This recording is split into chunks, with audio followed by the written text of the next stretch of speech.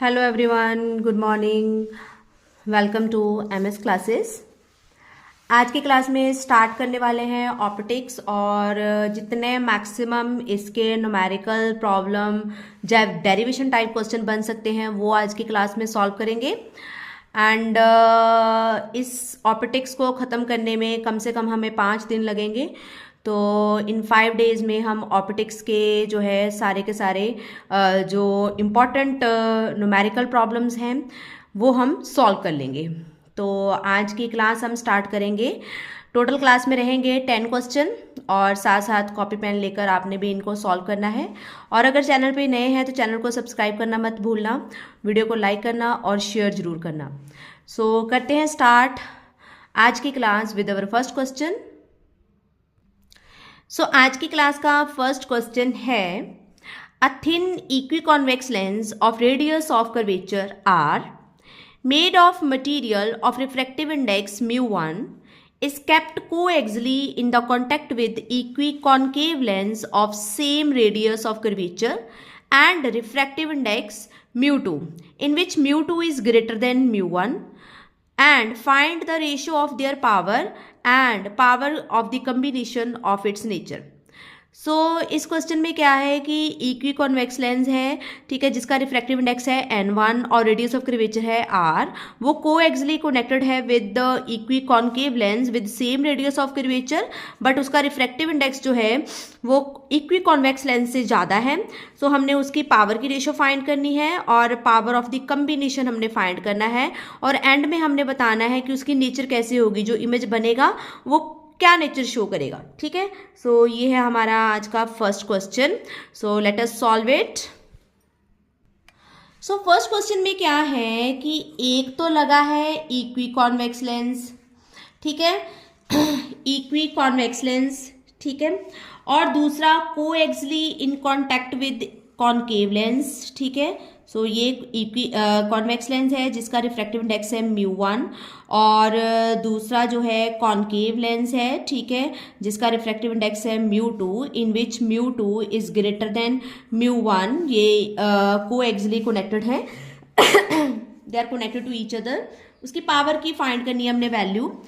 Radius of curvature जो है, जो r है r1, वो क्या होगा प्लस r, क्योंकि आपको पता है एक साइड पे वैल्यू हमने पॉजिटिव लेनी होती है, जिस साइड से इंसिडेंट रे जाती है उससे ऑपोजिट होगा तो हमें नेगेटिव लेनी होती है।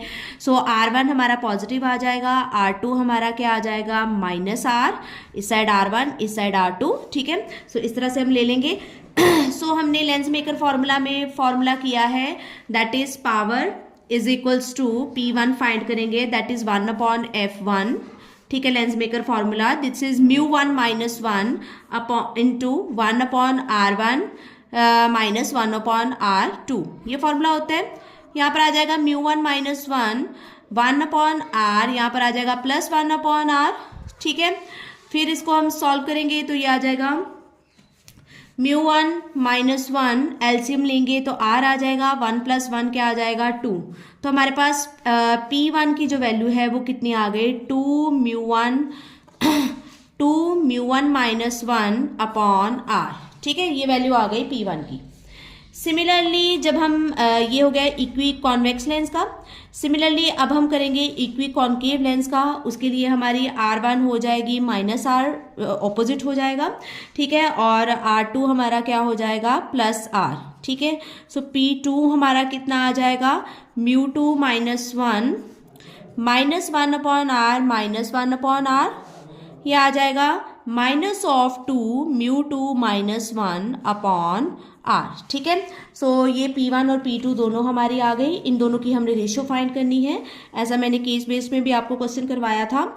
P1/P2 is equals to, P1 की वैल्यू है ये वाली 2 mu1 माइनस 1/r, ये P2 की वैल्यू है, ये रेसिप्रोकल हो जाएगी r/2 mu2 माइनस 1, और माइनस साइन को हम साइड पे लिख देते हैं, r से r कैंसिल, ये 2 से 2 कैंसिल, ठीक है। हमारे पास आंसर बचेगा रेशियो का minus mu1 minus 1/mu2 minus 1। That is our answer of first part. Second, हमने कम्बिनेशन की पावर फाइंड करनी है।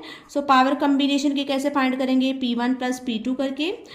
दोनों को प्लस कर देंगे, P1 की वैल्यू है 2μ1 - 1 अपॉन R, और P2 की वैल्यू है -2μ2 - 1 अपॉन R। ठीक है, यहाँ पर हम ब्रैकेट को ओपन करेंगे, ये आ जाएगा 2μ1 - 2 -2μ2 + 2, ये 2 से 2 कैंसिल, नीचे एलसीएम लेंगे तो R ही रहेगा एलसीएम। ठीक है, तो ये आ जाएगा माइनस कॉमन। ठीक है, 2 भी कॉमन, μ2 - μ1, क्योंकि μ2 क्वेश्चन में गिवन दिया है कि μ2 ग्रेटर देन है μ1 से, तो इसको हमें पहले लिखना पड़ेगा। सो उसके केस में माइनस बाहर आ रहा है कॉमन, सो नेगेटिव वैल्यू आ रही है। पावर नेगेटिव किसकी होती है? पावर नेगेटिव होती है कॉनकेव की। तो जो कम्बिनेशन में से जो इमेज बनेगा, जो साइंस बनेंगे, ठीक है, नेगेटिव साइन यहाँ पर क्या शो कर रहा है कि जो कम्बिनेशन है वो कॉनकेव की तरह बिहेव करेगा, यानी कि डाइवर्जिंग होगा। ठीक है, so combination is diverging. So that is the answer of our first question. So जब भी कभी कॉन्टैक्ट वाला क्वेश्चन आए तो उसको डरना नहीं है आपने, वहाँ पर डायरेक्ट जो है पहले एक की पावर फाइंड कर ली, फिर दूसरे की पावर फाइंड कर ली। बस ये इंपॉर्टेंट है कि बहुत सारे बच्चे यहाँ पर माइनस माइनस करके 0 भी लिख देते हैं, तो आपने इस चीज़ का ध्यान रखना है कि जल्दबाजी में गलती नहीं करनी है। सो साइन कन्वेंशन आप लोगों ने पढ़े होंगे, 10th में भी आप लोगों ने पढ़े हैं साइन कन्वेंशन। तो एक साइड पे आर जो है, जैसे इस साइड जो है रे ऑफ लाइट इधर से आ रही है मान लो, तो इस साइड वाले जो जितने भी पॉइंट लोगे वो पॉजिटिव आएंगे, उससे ऑपोजिट लोगे तो वो नेगेटिव आएंगे। तो एक आर इस साइड होता है, एक साइड आर इस साइड होता है, तो एक पॉजिटिव और एक नेगेटिव होगा।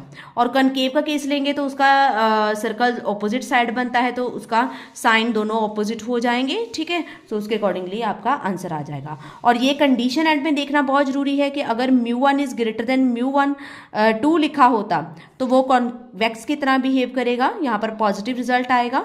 और अगर μ2 इज ग्रेटर देन μ1 लिखा है तो उस केस में कॉनकेव की तरह बिहेव करेगा। पावर नेगेटिव किसकी होती है? कॉनकेव की। कॉन्वेक्स की क्या होती है? पॉजिटिव। ओके, नाउ हम करते हैं नेक्स्ट क्वेश्चन।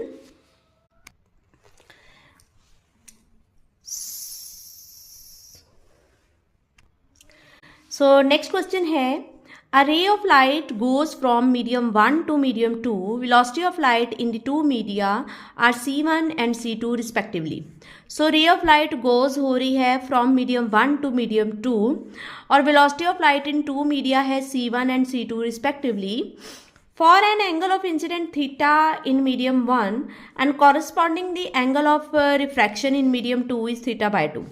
So medium 1 में है उसका angle of incident theta and medium 2 में उसका एंगल ऑफ इंसिडेंट है रिफ्रैक्शन है theta by 2।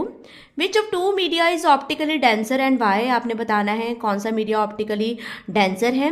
And establish the relation between theta C1 and C2। So इनमें रिलेशन भी आपने बताना है। तो ये है हमारा नेक्स्ट क्वेश्चन। सो करते हैं सॉल्व इसको। सो सेकेंड क्वेश्चन में क्या है कि जो एंगल ऑफ रिफ्रैक्शन है वो है हमारा थीटा बाय 2, किस मीडियम में? मीडियम 2 में। एंड एंगल ऑफ इंसिडेंट जो है वो है थीटा, किस मीडियम में? मीडियम 1 में। ठीक है, अब थीटा क्या हो रहा है? कम हो रहा है, रिफ्रैक्शन का एंगल जो है वो कम हो रहा है। इट मीन्स कि रे ऑफ लाइट जो है, ये जो इंसिडेंट हो रही है, रे ऑफ लाइट क्या होगी? Slightly bends towards the normal. ठीक है, क्या करेगी? Bends towards normal. ठीक है, एंगल से पता चल रहा है बेंड्स टूवर्ड्स नॉर्मल, क्योंकि इंसिडेंट एंगल जो है वो थीटा है और जो रिफ्रैक्टेड एंगल है वो क्या हो रहा है? हाफ हो रहा है, मतलब कम हो रहा है, तो वो क्या होगी? Bends towards the normal. It means कि जो सेकंड वाला ऑप्शन है, जो सेकंड मीडियम है, मीडियम जो 2 है जिसमें एंगल कम हो रहा है, तो मीडियम 2 का जो रिफ्रैक्टिव इंडेक्स है वो जो है ज़्यादा होगा एयर से। सो ये डेंसर होगा than medium 1। So it is optical denser medium, optically denser medium than 1। पहले पार्ट का आंसर हो गया। Second, establish the relation between theta C1 and C2। इनमें हमने रिलेशन बनाना है। सो स्नेल लॉ हम अप्लाई करेंगे क्योंकि रिफ्रैक्शन का केस है, तो स्नेल लॉ अप्लाई कर लेते हैं। According to Snell law mu किसके इक्वल होता है? Sine I upon sine R, ये होता है। I हमें दिया है थीटा एंड साइन R हमें दिया है थीटा बाय 2। ठीक है, सो यहाँ पर देखो एंगल डिफरेंट है, यहाँ पर एक स्टेप जो है नोट करना बहुत ज़रूरी है। जो मैथ्स के स्टूडेंट हैं उनको तो बहुत इजी लगेगा, जो बायो के स्टूडेंट होते हैं उनको थोड़ा यहाँ पर याद रखना पड़ेगा कि थीटा जो है एंगल सेम करने हैं तो साइन थीटा का फॉर्मूला होता है, साइन 2 थीटा का फॉर्मूला होता है हमारे पास, मैं यहाँ पर लिख देती हूँ। साइन 2 थीटा का फॉर्मूला होता है 2 साइन थीटा कॉस थीटा, ये फॉर्मूला होता है। यहाँ पर हमारे पास एंगल क्या है, हाफ इसका, ठीक है। तो मतलब साइन थीटा का फॉर्मूला क्या बन जाएगा, 2 साइन, इसका देखो यहाँ पर 2 थीटा था तो एंगल हाफ हाफ आ रहा है, ऐसे अगर थीटा होगा तो यहाँ पर एंगल कितना आ जाएगा, थीटा बाय 2, थीटा बाय 2, ठीक है। तो ये फॉर्मूला है, यहाँ पर हम अप्लाई करेंगे, ठीक है। तो ये बन गया 2 sine theta by 2 cos theta by 2 divide by sine theta by 2, sine theta by 2 sine theta by 2 cancel, हमारे पास क्या बच जाएगा, 2 कॉस थीटा बाय 2, ठीक है। सो रिफ्रैक्टिव इंडेक्स फर्स्ट अगर हम देखें म्यू लिखेंगे, ठीक है। तो ज़्यादातर मैं एन लिखती हूँ सो म्यू लिखेंगे, mu is equals to 2 cos theta 1। So हमने क्वेश्चन म्यू से स्टार्ट किया है, तो इसलिए मैंने म्यू लिख लिया, अदरवाइज आप एन भी लिख सकते हो। एक म्यू होता है हमारे पास, क्योंकि हमने C1 और C2 वेलोसिटी जो दी है उसका भी रिलेशन लेना है, तो यहाँ पर क्या आ जाएगा, C1 डिवाइड बाय C2, एक म्यू ये भी होता है, दोनों को इक्वेट कर देंगे तो इनमें रिलेशन बन जाएगा। 2 cos theta by 2 is equals to C1 by C2, theta by 2 जो है पहले 2 इधर आके डिवाइड कर देते हैं, cos theta by 2 is equals to C1 by 2 C2, ठीक है, ये आ जाएगा।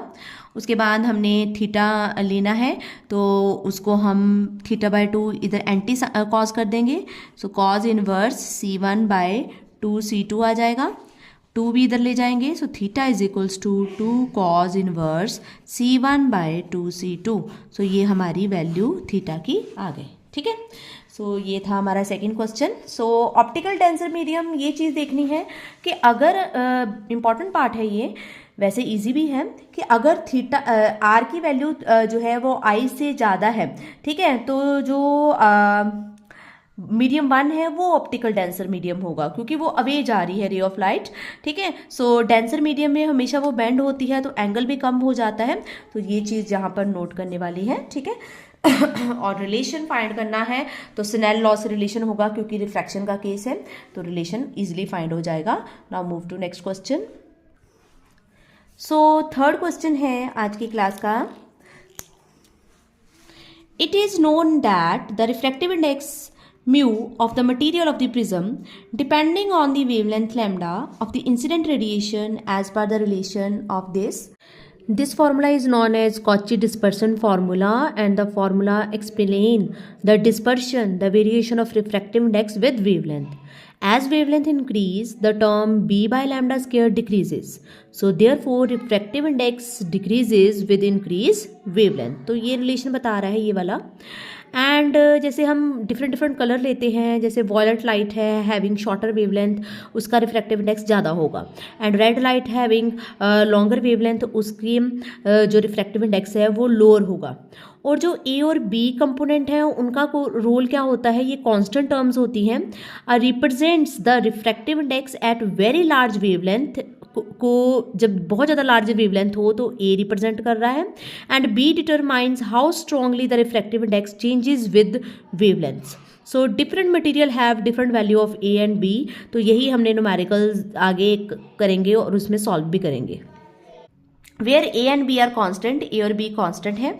Plot a graph showing the dependence of mu and lambda, mu और लैम्डा में जो डिपेंडेंस है उसका ग्राफ बनाना है, and identify the pair of variable that can be used here to get the straight line graph.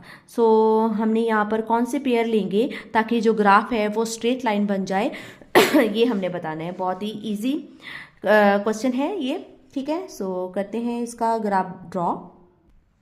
So as हमें यहाँ पर जो रिलेशन दिया है that is mu is equals to A plus B upon lambda square, where A B are the constant. हमने graph बनाना है mu और लैम्डा के बिटवीन। अगर आप देखो और यहाँ पर म्यू और लैम्डा एक दूसरे के इन्वर्सली प्रोपोर्शनल टाइप बन रहे हैं ठीक है। तो जब हम ग्राफ ड्रॉ करेंगे, ठीक है, सो ग्राफ ड्रॉ करेंगे, इस साइड हम लैम्डा ले लेते हैं, इस साइड हम म्यू ले लेते हैं, ठीक है। सो एक वैल्यू ए है जो कि कांस्टेंट है, तो कुछ इसकी कांस्टेंट वैल्यू होगी लाइक दिस। यहाँ पर हमने एक कांस्टेंट ग्राफ ले लिया ए, ठीक है, इस पे ए पे वैल्यू है। अब ये इन्वर्सली प्रोपोर्शनल है, तो जब जब जो है लैम्डा की वैल्यू इंक्रीज होगी तब तब म्यू की वैल्यू क्या होनी शुरू हो जाएगी, डिक्रीज होनी शुरू हो जाएगी। तो कुछ इस तरह से ग्राफ हमारा आ जाएगा, ठीक है। फिर हमने बताना है कि स्ट्रेट लाइन ग्राफ कब होगा, ठीक है, स्ट्रेट लाइन ग्राफ कब होगा। बहुत ही छोटा सा क्वेश्चन है ये, स्ट्रेट लाइन ग्राफ कब आएगा, किस केस में स्ट्रेट लाइन ग्राफ आएगा। अगर हम वेरिएशन म्यू और 1/λ² के बिटवीन लें तब हमारे पास जो है स्ट्रेट लाइन ग्राफ आ जाएगा। म्यू और मतलब जैसे यहाँ पर हमने एक साइड पे लैम्डा लिया है, एक साइड पे म्यू लिया है, अगर ऐसे ही हम ग्राफ में एक साइड पे म्यू और एक साइड पे हम ले ले 1/λ², तो उस केस में हमारा जो ग्राफ है वो क्या आ जाएगा, स्ट्रेट लाइन आ जाएगा। यहाँ पर हमने डायरेक्ट लैम्डा लिया है, यहाँ पर हमने रेशियो में लिया है, तो वहाँ पर स्ट्रेट लाइन ग्राफ आ जाएगा। So that is the answer of this question. Now move to next question.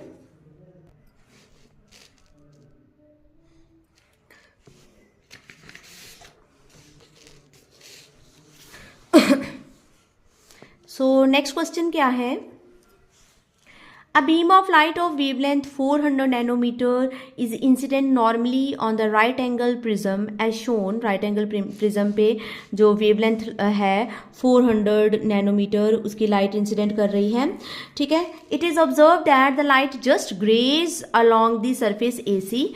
Graze का मीनिंग आपको मैंने पहले भी बताया था कि उसी लाइन पे जो प्रिज्म की लाइन है उसी के थ्रू अगर पास हो जाती है तो उसको हम ग्रेज कहना कहते हैं, ठीक है।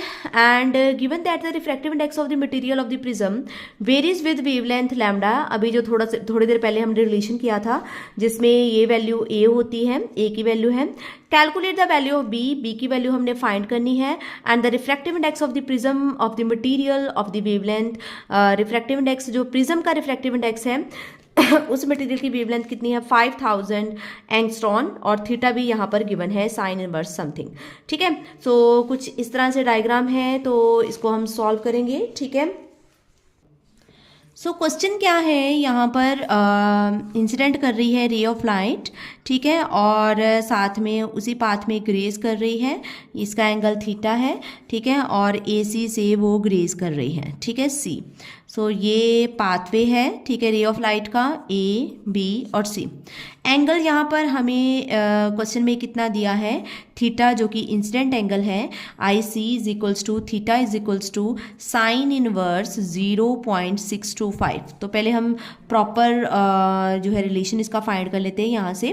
तो साइन इनवर्स है, सो हम इसको लिख सकते हैं इस साइड लेके sine IC is equals to क्या आ जाएगा, 0.625, ठीक है।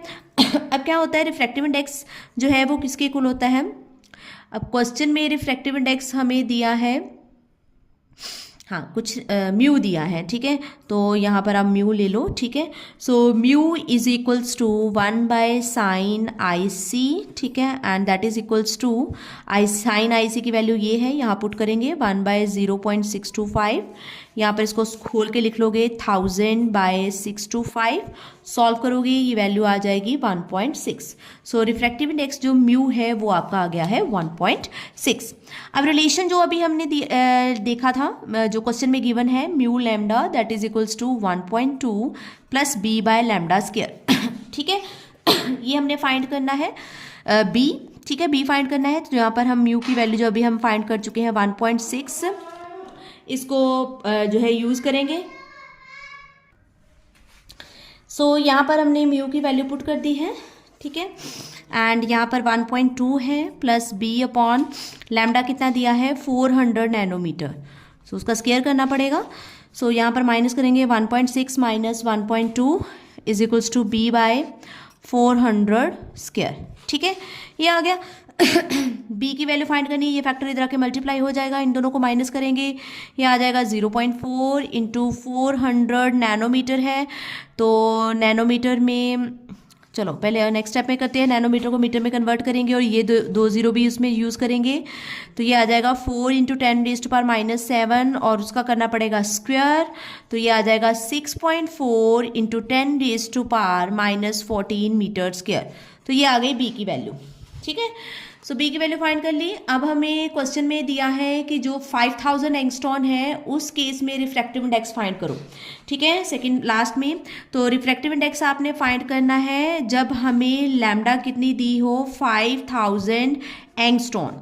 एंगस्ट्रॉन को जब हम मीटर में कन्वर्ट करेंगे तो ये बन जाएगा 5 × 10⁻⁻7, ठीक है। किसके साथ मल्टीप्लाई करते हैं? 10⁻⁻10 के साथ। नैनोमीटर जब बनाना हो तो 10⁻⁹ के साथ मल्टीप्लाई करते हैं, ठीक है। So mu is equals to 1.2 plus, यहाँ पर बी की वैल्यू अभी हम सॉल्व कर चुके हैं, 6.4 मल्टीप्लाई 10⁻14 डिवाइड बाय 5 मल्टीप्लाई 10⁻⁻7, उसका करना पड़ेगा स्क्वायर। तो ये आ जाएगा 1.2 प्लस 6.4 × 10⁻14, 5 का स्क्वायर करेंगे 25, इसका स्क्वायर करेंगे तो 10⁻14, ये और ये कैंसिल हो जाएंगे। ये आ जाएगा 1.2 प्लस 6.4 डिवाइड बाय 25। सॉल्व करके इसको सॉल्व करेंगे, ये आ जाएगा 1.2 प्लस 0.256 प्लस करेंगे, ये आ जाएगा 1.456, ठीक है। 456 जो है वो म्यू की वैल्यू आ रही है अगर वेवलेंथ कितनी हो 5000 एंगस्ट्रॉन हो, 1.456। So that is a answer of the required question. तो यहाँ पर एक चीज़ याद रखनी है कि जब नैनोमीटर को मीटर में कन्वर्ट करते हैं तो 10⁻⁻9 के साथ मल्टीप्लाई करते हैं, और जब एंगस्ट्रॉन को मीटर में कन्वर्ट करते हैं तो 10⁻10 के साथ मल्टीप्लाई करते हैं। Now move to the next question. So next question है, a small candle 2.5 centimeter in size is placed 27 centimeter in front of the concave mirror of radius of curvature is 36 centimeter. सो इतनी size की candle है, ठीक है, ये place हो रही है in front of concave mirror जिसका रेडियस ऑफ कर्वेचर है 36 centimetre. At what distance from the mirror should the screen be placed in order to receive the sharp image. तो हमने स्क्रीन को कहाँ रखना है ताकि शार्प इमेज उसका बन सके। Describe the nature and size of the image if the candle is moved closer to the mirror. अगर कैंडल जो है वो क्लोजर कर दे मिरर के, ठीक है, तो किस तरह की नेचर होगी, साइज क्या होगा इमेज का। How would the screen have to be moved, और कितना स्क्रीन मूव हो जाएगी अगर हम कैंडल को मिरर के क्लोजर करेंगे, ठीक है। सो ये क्वेश्चन है, करते हैं सॉल्व इसको।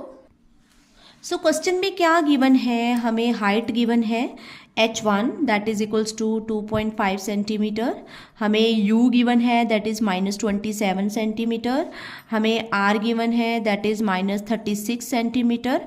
कॉनकेव मिरर है तो ये सारी वैल्यूज़ नेगेटिव होंगी, ठीक है। u तो वैसे ही ऑलवेज नेगेटिव होता है। h1 या h कह लो सिंपल, ठीक है। तो यहाँ से हम फोकल लेंथ फाइंड कर लेंगे। फोकल लेंथ आ जाएगी हमारी r/2 यानी कि -36/2, एंड ये आ जाएगी आपकी -18 सेंटीमीटर। सो कॉनकेव मिरर की जो फोकल लेंथ होती है वो नेगेटिव होती है। अब हम मिरर फॉर्मूला यूज़ करेंगे क्योंकि हमने इमेज डिस्टेंस फाइंड करना है कि स्क्रीन को कहाँ पर रखें, मतलब हमने v फाइंड करना है। So 1/v is equals to 1/f minus 1/u। Formula सभी को पता है, मैंने डायरेक्ट यहाँ पर फॉर्मूला जो फाइंड करना है वो लिख लिया है। वैसे होता है 1/v plus 1/u is equals to 1/f। आप लोगों ने 10th में भी पढ़ रखा हुआ है इसको, ठीक है। सो यहाँ पर आ जाएगी 1/v, 1/f की वैल्यू कितनी है -18 आ जाएगा, यहाँ पर माइनस माइनस प्लस 1/27। एलसीएम कितना आ जाएगा दोनों का 54, यहाँ पर आ जाएगा 8 3 जा 54, 3 आ जाएगा, यहाँ पर 27 2 जा 54, यहाँ पर 2 आ जाएगा, ये आ गया -1/54। सो v की वैल्यू हमारी नेगेटिव आ रही है, ठीक है, नेगेटिव आ रही है तो नेचर क्या होगी, नेगेटिव आ रही है तो रियल होगी nature, real and inverted. So nature इसकी क्या हो रही है, रियल एंड इन्वर्टेड, ठीक है। नेगेटिव साइन से पता चल रहा है कि जिस साइड ऑब्जेक्ट है उसी साइड इमेज बन रहा है, नेगेटिव साइन आ रहा है, इट मीन्स इमेज की नेचर क्या होगी, रियल एंड इन्वर्टेड। अब हमने मैग्निफिकेशन फाइंड करनी है क्योंकि हमने h2 साइज भी फाइंड करना है, ठीक है। सो h2 जो है उसके लिए फॉर्मूला हमारा लगेगा h2 के लिए, h2 is equals to -v/u into h1, ठीक है, ये फॉर्मूला लग जाएगा। -v कितनी आई है, -54 डिवाइड बाई यू कितनी है -27, H1 कितना था हमारा जो कि क्वेश्चन में दिया है 2.5, ठीक है। सो 2.5 है, तो यहाँ पर 2.5 पुट कर देंगे, ये माइनस और माइनस कट हो जाएंगे, 27 2 होता है, यहाँ पर इसको मल्टीप्लाई करेंगे तो ये आ जाएगा -5 सेंटीमीटर, और इमेज क्या बन रहा है, लार्ज बन रहा है, ठीक है, ऑब्जेक्ट से लार्ज बन रहा है। So if the candle is moved closer to the mirror, अगर हम मिरर को क्लोजर कैंडल को मूव करें तो image moves away from the mirror and the screen would have to moved farther and farther from the mirror, ठीक है। सो जितना आप कैंडल को क्लोजर मूव करते जाओगे इमेज भी उतना ही अवे होता जाएगा। That is the answer of second part, ठीक है। Now move to next question. So next question है, a small telescope has an objective lens of focal length 40 centimeter and an eyepiece of focal length 5 centimeter. What is the magnifying power of the telescope for viewing distant object when the telescope is in the normal adjustment when the final image is at infinity and the final image is formed at a least distance of distinct vision. So telescope वाला question है जिसमें हमें focal length given है, आई piece की भी और objective piece की भी, एंड मैग्नीफाइंग पावर जो है वो हमने फाइंड करनी है। दो केसेस दिए हैं, नॉर्मल एडजस्टमेंट में और जब डिस्टेंस ऑफ डिस्टिंक्ट विजन हो उसमें, ठीक है। तो दोनों ही केस में हमने मैग्नीफाइंग पावर फाइंड करनी है। सो यहाँ पर हमें जो फोकल लेंथ है ऑब्जेक्टिव पीस की वो दी है FO = 140 सेंटीमीटर एंड FE हमें दी है 5 सेंटीमीटर। सो फर्स्ट केस है नॉर्मल एडजस्टमेंट। सो FO दी है हमें 140 सेंटीमीटर एंड FE दी है हमें 5 सेंटीमीटर। सो नॉर्मल एडजस्टमेंट में क्या आएगा, नॉर्मल एडजस्टमेंट मैग्नीफाइंग पावर किसकी इक्वल होती है, FO/FE। सो नॉर्मल एडजस्टमेंट में सिंपल आ जाएगा FO/FE और दोनों की वैल्यू सब्सटीट्यूट करेंगे, 28 आंसर आ रहे हैं, ठीक है। सेकंड केस है कि जब हमारे पास डिस्टेंस ऑफ डिस्टिंक्ट विजन हो, यानी कि जो है D की वैल्यू है वो कितनी होती है 25 जब डिस्टेंस ऑफ डिस्टिंक्ट विजन होता है। सो मैग्नीफाइंग पावर का फॉर्मूला होता है उस केस में FO/FE 1 + FE/D, ये फॉर्मूला होता है। सो यहाँ पर ये फैक्टर ऑलरेडी हम अभी फाइंड कर चुके हैं, दैट इज़ 28, 1 + FE की वैल्यू 5 है डिवाइड बाय 25, ये आ जाएगा 5। सो 28 1 + 1/5 आ जाएगा। सो 28 5 1 6/5, ठीक है। सो इसको हम सॉल्व करेंगे तो ये आ जाएगा 33.6, ठीक है। So magnifying power have no unit, so 33.6 इसका आंसर आने वाला है, ठीक है। Now move to next question. तो नेक्स्ट क्वेश्चन आज की क्लास का लास्ट क्वेश्चन होगा। सो नेक्स्ट क्वेश्चन है, for the telescope describe in exercise, ये जो ऊपर जो क्वेश्चन किया है वही टेलीस्कोप है। What is the separation between the objective lens and eyepiece, separation find करनी है। फोकल लेंथ वही है जो अभी हम क्वेश्चन कर चुके हैं। If the this telescope is use to view the 100 metre tall tower 3 kilometre away, ठीक है, 100 मीटर टॉल टावर देखना है टेलीस्कोप को यूज़ करके जो कि 3 किलोमीटर अवे है हमारे से। What is the height of the image of the tower formed by the objective lens. So objective lens कितनी हाइट बनाएगा इमेज की वो हमने फाइंड करनी है। नेक्स्ट हमने फाइंड करना है what is the height of the final image of the tower if it is formed at 25 centimetre. So final image की भी हमने फाइंड करनी है हाइट, ठीक है, अगर फाइनल इमेज जो है वो फॉर्म्ड हो रहा है 25 सेंटीमीटर पे। So let us solve it. So पीछे जो पार्ट किया था हमारे पास उसमें FO दी थी 140 और FE हमें दी थी 5। सो नॉर्मल सेपरेशन हमने फाइंड करनी है, ठीक है, सेपरेशन बिटवीन दी लेंजेज, जो लेंजेज दो हैं, सेपरेशन फाइंड करने का यहाँ पर फॉर्मूला होता है FO + FE। सो FO हमारी है 140 और FE है 5, तो सेपरेशन कितनी आ जाएगी 145 सेंटीमीटर, ठीक है। सेकेंड जो है वो यहाँ पर क्या है कि टावर जो है वो 100 मीटर जो है टॉल है और डिस्टेंस कितना है जहाँ से वो ऑब्जर्व कर रहा है 3 किलोमीटर, ठीक है, 3 किलोमीटर। सो उसके अकॉर्डिंगली हमें क्या लेना पड़ेगा, यहाँ पर ये ट्राइंगुलर फॉर्म हो जाएगी, ऐसे आप मैथ्स में सम करते आए हो, ठीक है। सो हमने क्या ले लेना है, यहाँ पर बेस और हाइपोटेन्यूज, बेस और परपेंडिकुलर गिवन है। बेस और परपेंडिकुलर का रिलेशन होता है tan alpha and tan alpha is real equals to alpha. So alpha किसके इक्वल आ जाएगा, तो tan अल्फा होता है perpendicular upon base. So perpendicular over base होता है 100/3 मल्टीप्लाई किलोमीटर को हमने मीटर में कन्वर्ट करना है 10⁻³ के साथ मल्टीप्लाई करके, तो ये आ जाएगा आपका 1/30, ठीक है, ये एंगल आ गया है। सो h फाइंड करने के लिए हमने क्या लगाना है, अब alpha is equals to h/FO, ठीक है। h/FO कितना है 140 और अल्फा की वैल्यू कितनी आई है 1/30 इज इक्वल्स टू h/140। यहाँ से हमारी h की वैल्यू आ जाएगी 4.67 सेंटीमीटर। सो कैलकुलेट कर लोगे और ये वैल्यू आ जाएगी, ठीक है।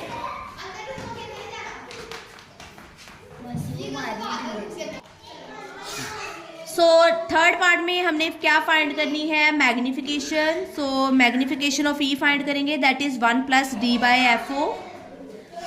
ये आ जाएगी 1 + 25/5 इज इक्वल्स टू, सॉल्व करेंगे, ये आ गया 5 + 1 कितना आ जाएगा 6। हाइट फाइंड करनी है, तो हाइट कितनी आ जाएगी h × me। सो h की वैल्यू जो है वो कितनी दी है, पीछे अभी हमने फाइंड की थी, दैट इज 14/3, जो पॉइंट पे हमने लिख ली थी 14/3 × 6, तो ये आ जाएगा 28 सेंटीमीटर, ठीक है। सो लास्ट क्वेश्चन है हमारा, a right angle prism is placed before an object in the two position दी हुई हैं। The prism is made of crown glass and critical angle is equals to 41 degree. Trace the path of two rays from P and Q normal to the hypotenuse and parallel to the hypotenuse. सो यहाँ पर हमें दो जो है position दी है यहाँ पर right angle prism की, जिसमें क्रिटिकल एंगल 41 है और P और Q 2 पॉइंट है, यहाँ पर भी P और Q 2 पॉइंट है। तो हमने पाथ को ट्रेस करना है इस क्वेश्चन में, ठीक है। सो पाथ ट्रेस करेंगे, ठीक है। सो पहली हमें पोजीशन दी हुई है कुछ इस तरह से, ठीक है, राइट एंगल ठीक है, हमें जो है इस तरह से एक पोजीशन दी हुई है, ठीक है, ये पोजीशन दी हुई है, this is A, this is B, this is C। यहाँ पर P पॉइंट है, पहले P पॉइंट से हम देखेंगे, क्रिटिकल एंगल हमें यहाँ पर दिया है 41, तो जब रे ऑफ लाइट इसके ऊपर इंसिडेंट करेगी तो इंसिडेंट एंगल यहाँ पर 45 बनेगा, नॉर्मल है, ठीक है। तो यहाँ पर ये जो है इंसिडेंट एंगल क्रिटिकल एंगल से ज़्यादा है, तो हमने पढ़ा था कंडीशंस की क्रिटिकल एंगल, अगर इंसिडेंट एंगल क्रिटिकल एंगल से ज़्यादा हो तो टोटल इंटरनल रिफ्लेक्शन हो जाएगी। तो इस पॉइंट से जो है टोटल इंटरनल रिफ्लेक्शन हो गई, ठीक है। यहाँ से जो है इसका जो इमेज है वो यहाँ पर बन गया, से दिस इज़ P', ठीक है। अब नेक्स्ट पॉइंट है हमारे पास Q, ठीक है, Q पॉइंट है। सो यहाँ पर है, मान लो हमारे पास Q पॉइंट, ठीक है। सो Q पॉइंट से भी रे ऑफ लाइट इंसिडेंट करेगी, ठीक है, इंसिडेंट करेगी यहाँ पर, यहाँ से भी टोटल इंटरनल रिफ्लेक्शन हो जाएगी और यहाँ पर Q पॉइंट का इमेज बन जाएगा Q', और ये जो है एक इन्वर्टेड इमेज उसका सेटअप हो जाएगा यहाँ पर, ठीक है, थ्रू दिस प्रिज्म, ठीक है, राइट एंगल प्रिज्म से जो इस तरह से इमेज बन जाएगा, ठीक है। P', Q' जो है वो इसका इन्वर्टेड इमेज जो है वो बन जाएगा जब हम राइट एंगल प्रिज्म को इस तरह से प्लेस करेंगे, ठीक है। सिमिलरली सेकेंड पोजीशन दी हुई है इस तरह से, ठीक है, यहाँ पर है सेकंड पोजीशन, ठीक है, ऐसे दी हुई है second position, this is A, this is B, this is C, और PQ पॉइंट यहाँ पर दिए हैं, ठीक है, PQ पॉइंट यहाँ पर दिए हैं। सो सबसे पहले रे ऑफ लाइट यहाँ पर इंसिडेंट करेगी। अब यहाँ पर जो है नॉर्मली एक्ट कर रही है तो 90 डिग्री का एंगल बन रहा है, ठीक है, इस सरफेस के ऊपर। तो ये पहले क्या हो जाएगी, रिफ्रैक्ट हो जाएगी। रिफ्रैक्ट होने के बाद यहाँ पर टोटल इंटरनल रिफ्लेक्शन होगी, ठीक है, फिर वहाँ से रे ऑफ लाइट इस साइड बाहर आएगी।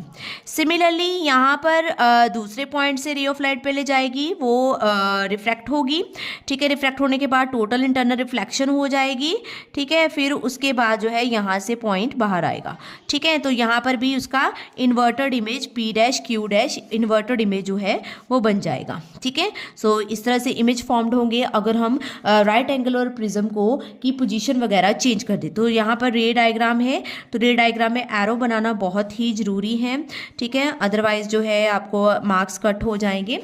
सो रे बनानी है हमने, लाइन नहीं बनानी है।